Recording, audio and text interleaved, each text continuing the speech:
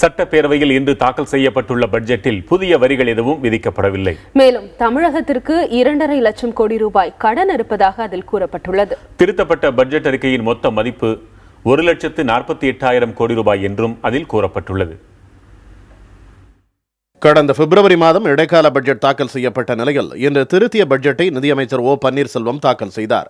இந்த பட்ஜெட்டில் தமிழகத்தில் ஏழை எளிய குடும்பங்களுக்கு அடுத்த 5 ஆண்டுகளில் 10 லட்சம் புதிய வீடுகள் கட்டித்தரப்படும் என்று தெரிவிக்கப்பட்டுள்ளது. சூரிய சக்தி பசுமை வீடுகள் கட்டுவதற்கு முக்கியத்துவம் அளிக்கப்படும் என்றும் கூறப்பட்டுள்ளது. கிராமப்புற பகுதிகளில் 3095.62 கோடி ரூபாய் செலவில் 1,77,619 வீடுகளை 2016-17 ஆண்டிலேயே மாண்புமிகு அம்மாவர்களது அரசு கட்டும்.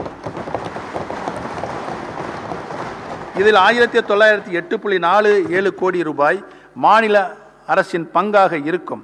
பிரதம மந்திரி வீட்டு வசதி திட்டத்தின் கீழ் கட்டப்படும் வீடுகளின் எண்ணிக்கை கணிசமாக உயர்த்தப்பட்டுள்ளதை கருத்தில் கொண்டு மாண்புமிகு முதலமைச்சர் அவர்களின் சூரிய ஒளி மின் வசதி கொண்ட பசுமை வீடுகள் திட்டத்தின் கீழ் 2016-17 ஆண்டில் 420 கோடி ரூபாய் செலவில் 20,000 பசுமை வீடுகள் கட்டப்படும். தமிழகத்தில் மீன்பிடி தடைக்காலத்தில் மீனவர்களுக்கு வழங்கப்படும் உதவித்தொகை 1000 ரூபாய் அதிகரிக்கப்படுவதாக நிதிநிலை அறிக்கையில் அமைச்சர் ஓ பன்னீர்செல்வம் தெரிவித்தார். இதன் மூலம் மீனவர்களின் வாழ்வாதாரம் காக்கப்படும் என்றும் அவர் கூறினார். மீன்பிடி தடைக்காலத்தில் மீனவர் குடும்பங்களுக்கு வழங்கப்பட்டு வரும் குடும்பத்திற்கு 4,000 ரூபாய் நிவாரண உதவியும், மீன்பிடி குறைவாக உள்ள காலத்தில் வழங்கப்பட்டு வரும் குடும்பத்திற்கு 2,000 ரூபாய் நிவாரண உதவியும் மீனவர்களின் இன்னல்களையும் துயர்களையும் கணிசமாக போக்கியுள்ளது.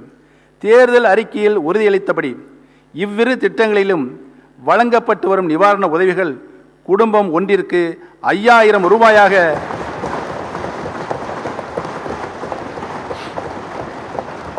இனி உயர்த்தி வழங்கப்படும். மின்சார உற்பத்தியில் தமிழகம் தன்னிறைவு பெற்றிருப்பதாக பட்ஜெட்டில் தெரிவிக்கப்பட்டுள்ளது. கடந்த 5 ஆண்டுகளில் 8,432 மெகாவாட் கூடுதல் மின்சாரம் உற்பத்தி செய்யப்பட்டதாக நிதியமைச்சர் பன்னீர்செல்வம் தனது உரையில் கூறினார். அடுத்த 5 ஆண்டுகளில் சுமார் 18,500 மெகாவாட் கூடுதல் மின் உற்பத்தி செய்யப்படும் என்றும் அவர் தெரிவித்தார். அடுத்த 5 ஆண்டுகளில் 13,000 மெகாவாட் அனல் மின்சாரமும்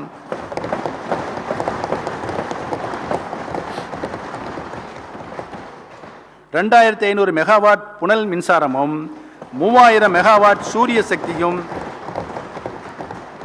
மாநிலத்தின் தற்போதைய மின் உற்பத்தி திறனுடன் கூடுதலாக சேர்க்கப்படும். போக்குவரத்து வசதியை எளிதாக்கும் வகையில் நடப்பு நிதியாண்டில் பழைய மற்றும் பழுதடைந்த பேருந்துகளுக்கு மாற்றாக புதிய பேருந்துகள் வாங்கப்படும் என்றும் பட்ஜெட்டில் தெரிவிக்கப்பட்டுள்ளது.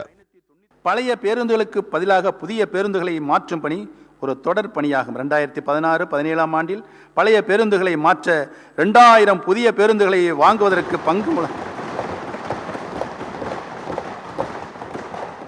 பங்கு மூலதன உதவியாக 150 கோடி ரூபாயும் கடன் உதவியாக 125 கோடி ரூபாயும் ஒதுக்கீடு செய்யப்பட்டுள்ளது.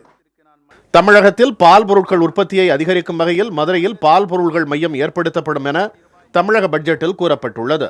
நடப்பு நிதியாண்டில் ஏழை பயனாளிகளுக்கு கறவை மாடுகள், ஆடுகள் வழங்கும் திட்டம் தொடரும் என்றும் ஓ பன்னீர்செல்வம் அறிவித்தார்.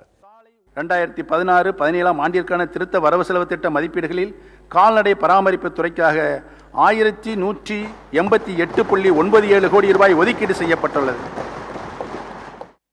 2016-17 நிதியாண்டுக்கான பட்ஜெட்டில் சுகாதாரம், பள்ளி கல்வி, வீட்டு வசதி, விவசாயம், சாலை கட்டமைப்பு, நீராதார மேம்பாடு ஆகிய துறைகளுக்கு கூடுதல் நிதி ஒதுக்கப்பட்டுள்ளதாக ஓ பன்னீர்செல்வம் தெரிவித்தார்.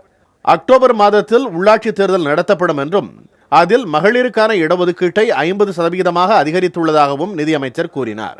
சென்னையில் பணிகள் நிறைவடைந்துள்ள சின்னமலை முதல் விமான நிலையம் வரையும், ஆலந்தூரிலிருந்து பரங்கிமலை வரையும் மெட்ரோ ரயில் சேவை விரைவில் தொடங்கப்படும் என்றும் பட்ஜெட்டில் தெரிவிக்கப்பட்டுள்ளது.